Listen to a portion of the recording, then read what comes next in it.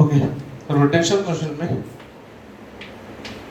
Rotation exclusive आज मैं बात करने वाला हूँ टॉर्क, ओनली टॉर्क। ठीक है, एलिमेंट्री लेवल की मैं बात नहीं करूंगा। टॉर्क का जो बेसिक फॉर्मूला है वो तुम्हें अच्छे से मालूम है, R cross F, F R sine theta, है ना। मैं कुछ और डिस्कस करूंगा एग्जाम्पल से। पहले कुछ एलिमेंट्री एग्जाम्पल लेते हैं। एक रॉड है, ये रॉड इस तरह से दो स्ट्रिंग से बनी हुई है। यहाँ लेते हैं इसका थोड़ी सी, ठीक है। ये रॉड की लेंथ यहाँ से L/4 बाहर निकल रही है और इक्विलिब्रियम में है। इक्विलिब्रियम के लिए दो चीजें चाहिए, नेट फोर्स 0 चाहिए, नेट टॉर्क 0 चाहिए। हमें tensions in both the strings बताना है। सेम नहीं होगा, होगा तो अपने आप आ जाएगा।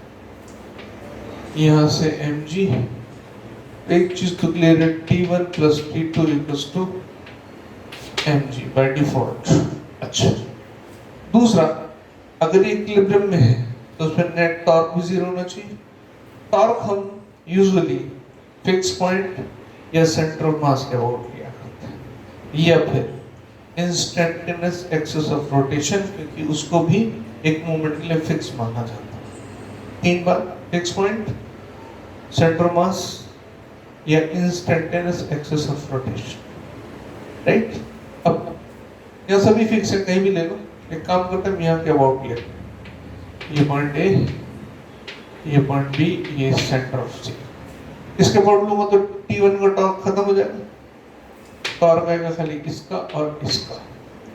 तो mg का क्लॉकवाइज, T2 का एंटी क्लॉकवाइज, मतलब T2 इंटू ये डिस्टेंस कितना, ये L/4 तो होगा 3L/4 is equal to mg, ये डिस्टेंस L/2।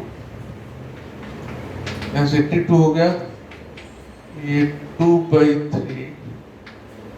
mg। देखो L से L cancel, T2 2/3 mg, T1 plus T2 mg, तो T1 हो गया mg/3।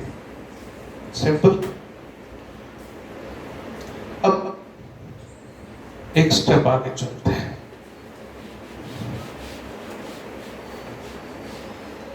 अब क्वेश्चन ये है कि ये रॉड है, अभी ये बंधी हुई है दोनों जगह से। अब हम इसमें यहां से काट देते हैं। सवाल पूछा जाता है, जैसे ही हम काटते हैं तो काटने के बाद इसका सेंटर का लीनियर एक्सीलरेशन, एंगुलर एक्सीलरेशन और इसमें टेंशन कितना होता है, मास इसका mg के टर्म्स में सारी वैल्यूज बतानी है और लेंथ इसकी टोटल वही L है। इसको और कट कर दिया। अब ध्यान दो, ये पॉइंट A B, बहुत सारी चीजें पूछी जा सकती हैं, तो पहले बेसिक बात करते हैं। कट करते ही होना क्या है, कट करते ही इस पर, यहाँ इस रॉड पर mg फोर्स नीचे, T ऊपर, और ये नीचे आएगा तो उसके centre of mass, centre of acceleration, मैं इसको A लिखता हूँ, A0 या AC। ठीक है, जब भी तुम एक रिजिड बॉडी या सिस्टम के लिए नेट फोर्स लोगे तो m इंटू ACM लिखोगे। मैं इसको AC लिख रहा हूँ। तो पहली equation mg minus T MAC नीचे। दूसरी बात,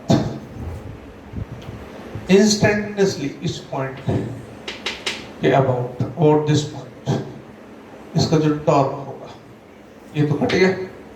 इस पॉइंट के अबाउट इसका टॉर्क तो 0 का, टॉर्क खाली इसके अबाउट mg के, mg L/2 टॉर्क हो गया is equal to I alpha. Clear? I कितना, about this point m L²/3 into alpha.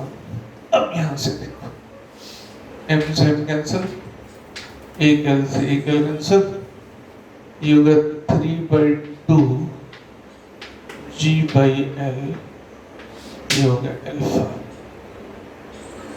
Right. अब इस मोमेंट पर ये AC और अल्फा में रिलेशन डेफिनेटली होगा, जैसे हम लिखते हैं A equals to alpha R, तो AC इक्वल्स टू अल्फा और ये सेंटर से डिस्टेंस L/2।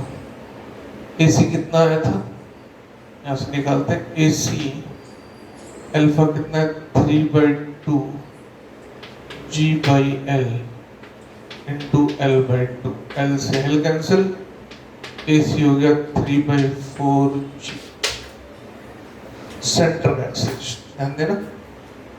अल्फा ये 3/2 G/L। At the same time अगर तुमसे कहा जाए कि B का एक्सेलेरेशन बताओ, तो अल्फा L हो जाएगा, C का अल्फा L/2 था, AB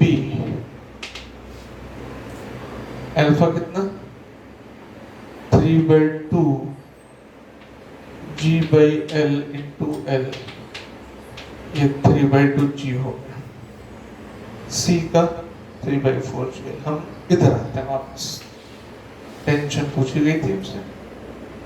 AC कितना आया 3/4 G, यहाँ रखोगे 3/4 mg, सॉल्व कर देते हैं।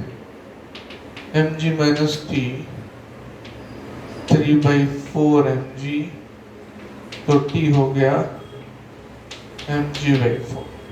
ये ध्यान देना इंस्टेंटेनियस, जैसे काटा काटने के जस्ट बाद की सिचुएशन, राइट। ध्यान दो क्या बात थी, net force is equal to mass into acceleration of centre of mass. तो आप जिस पॉइंट के अबाउट लिया, कोई पॉइंट के अबाउट, तो that is I alpha. Alpha पूरी बॉडी के लिए सेम, उसमें सेंटर में जाने की जरूरत नहीं, लेकिन लीनियर इक्वेशन के लिए सेंटर पे जाने की जरूरत है। Got it. अब इसमें कई मल्टीपल चीजें पूछी जा सकती हैं, मैं थोड़ा सा धीरे धीरे आगे चलता हूँ।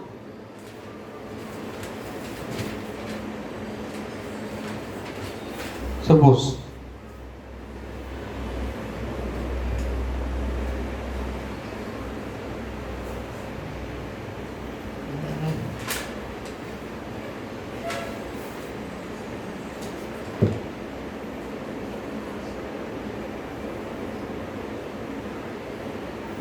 अब एक इंटरेस्टिंग चीज लेते हैं, वही इंस्टेंटेनियस। मैंने कहा पूछा बहुत कुछ जा सकता है। रॉड की बात कर रहा हूं, एक रॉड है, इसको यहाँ पे हिंज किया गया है, मतलब इस पॉइंट के बॉडी रोटेट, ऐसे रोटेट कर सकती है। इसको जब छोड़ा गया यहाँ से, एंगल विद वर्टिकल आसान हो जाएगा। हाँ, ये 60 डिग्री है, ये 60 डिग्री एंगल से इसको जस्ट हमने छोड़ा है। क्वेश्चन ये है कि जब ये यहाँ पहुंच जाएगी, हॉरिजॉन्टल हो जाएगी, तो उस मोमेंट पर यहाँ पे इस पॉइंट पर जैसे हिंज है ना, उस पर रिएक्शन कितना होगा। इंटरेस्टिंग बात है। अब एक बात तो समझो, जब ये यहाँ पहुंच जाएगी तो इस पर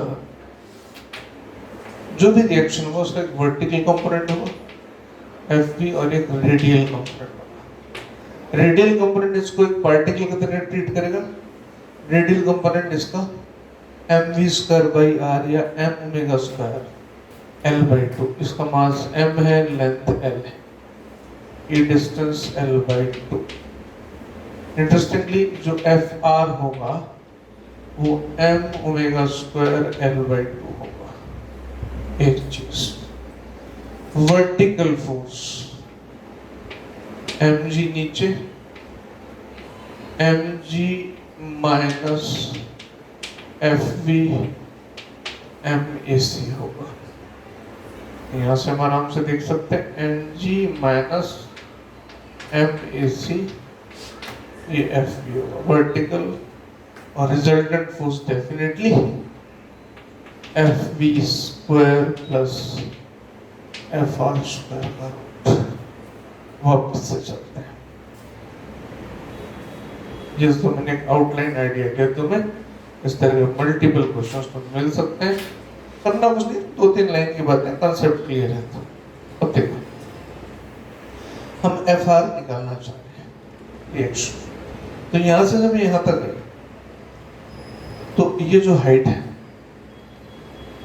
ये 30 डिग्री, ये L/2, लेकिन हम ले रहे हैं सेंटर। ठीक है भाई, ये S है, ये हाइट H, ये L/2, ये 30 डिग्री। H हो गया L/2 साइन 30 1/2, तो H हो गया L/4। अब ये रॉड जब हॉरिजॉन्टल होती है तो हम ये कह सकते हैं mgh half I omega square. Interesting. mgh कितना L/4 half ml²/3 about this point है ना, ओमेगा स्क्वायर। ये 2 से 2 कैंसिल, m से m cancel, 3/2 g/L is equal to omega square. अब यहां पर वैल्यू रख सकते हो, तो F R omega square m 3/2 g/L into L/2। तो यहां से हमें एफ आर की वैल्यू मिलती है, देखो L से L कैंसिल, एफ आर हो गया m3mg/4 रेडियल रिएक्शन। हमने किससे निकाला, एनर्जी कंजर्वेशन से।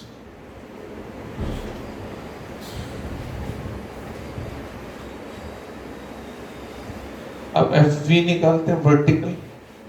वर्टिकल के लिए मुझे वही फोर्स इक्वेशन, टॉर्क इक्वेशन,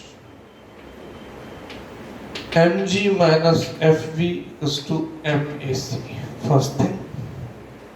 दूसरा, about this point torque of mg L/2 I alpha, mg L/2 I alpha, mg L/2 I कितना ml²/3 अल्फा। अब यहां से हम लेते हैं अल्फा 3/2 g/L हो गया अल्फा, और जो A = अल्फा आर लिखा जाता है वो यहाँ पे AC सेंटर के लिए लिखा जाएगा। अल्फा और आर कितना है L/2, 3/2 g/L L/2। AC आ गया 3/4 G। अब यहां पे देखो FV है mg माइनस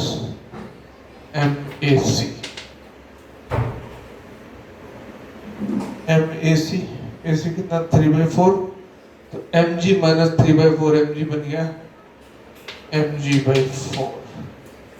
ये वर्टिकल फोर्स और ये रेडियल फोर्स। अब कई बार बच्चे गलती कर जाते हैं कि सोचते हैं कि चलो इन दोनों को ऐड कर देते हैं, नहीं भाई, वेक्टर सम करेंगे। fb² प्लस fr² का रूट, तो तुम इसको सॉल्व करोगे तो नेट फोर्स जो आएगी √10/4 mg आएगी। कहानी किसकी, टॉर्क की। आगे चलते हैं। बहुत सारा कुछ है वेरिएशन इसमें।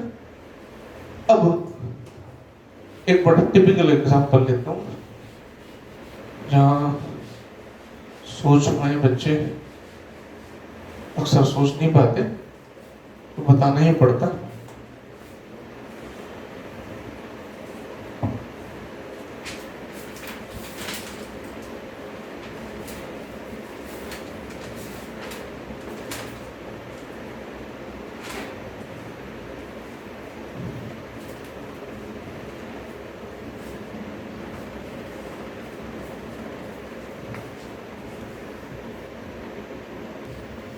एग्जाम्पल ही देखो, एक रॉड है, इस रॉड को ये सरफेस है smooth frictionless surface, length L mass M, ठीक है। इसको छोड़ दिया तो ये गिरेगी ऐसे। अब इसमें ये पूछा गया कि जब ये रॉड ये वर्टिकल से अल्फा सपोज कुछ वैल्यू लेकर 30, आसान से है ना, 30 डिग्री एंगल बनानी है, तो उस कंडीशन में ये जो इसका पॉइंट है, इसको बोल दिया मैंने ए, इसको बोल दिया बी, इसका एक्सेलरेशन कितना होगा और इसका एक्सेलरेशन कितना होगा, ये सेंटर का एक्सेलरेशन पूछ लिया, नॉर्मल रिएक्शन पूछ लिया, मल्टीपल थिंग्स, राइट। अब इस मोमेंट पर हम कई बार सोचेंगे एनर्जी का क्वेश्चन लगाते हैं कि यहां से जब यहां तक आया था mgh लगा सकते हो, थोड़ा सा कॉम्प्लेक्स हो जाएगा। एक और तरीका टॉर्क का मेथड, इस पर फोर्स है mg, इधर n। अब एक बात है कि सेंटर जो है, क्योंकि इस पर फोर्सेस वर्टिकल है तो सेंटर ऑफ मास तो वर्टिकल ही मूव करेगा। अब इंस्टेंटेनियस एक्सिस ऑफ रोटेशन में एक कंसेप्ट और आ जाएगा कि हमें दो पॉइंट्स की वेलोसिटी एक्सेलरेशन दे रखा है, तो उन पॉइंट्स पे नॉर्मल डाल, वो दोनों एक्सेलरेशन डायरेक्शन जहां पे कट करें वो इंस्टेंटेनियस एक्सिस ऑफ रोटेशन। अब ये पॉइंट O, ये पॉइंट C, ये डिस्टेंस ये वाली L/2, इसको यहाँ बना देता हूँ,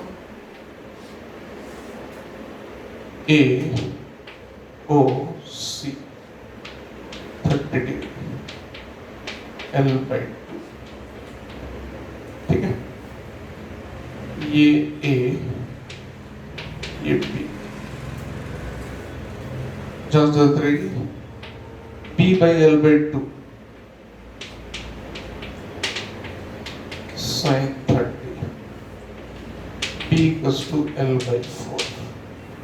मुझे अभी तो जरूरत B की है, क्योंकि इंस्टेंटेनियस एक्सिस ऑफ रोटेशन कौन है, ये रहा O, IO। मुझे IO निकालना, IO होगा about this axis, parallel axis theorem, mL² plus mB²। ये हो गया mL² प्लस mL² 16। IO आ गया। अब इस पॉइंट O के अबाउट मुझे मोमेंट ऑफ इनर्शिया मिल गया।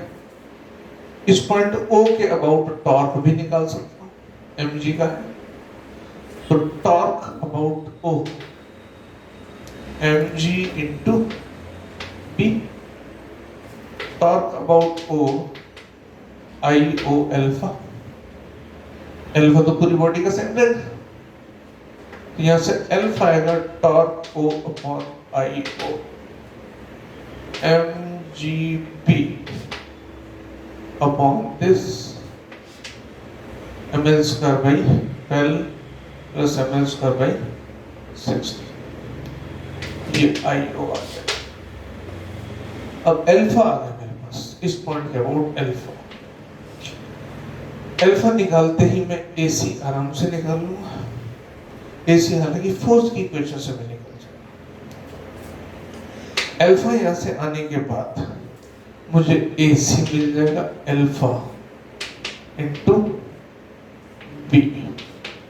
जब मुझे AC मिल जाएगा तो अब वही बात, net force is equal to mass into acceleration of centre of mass.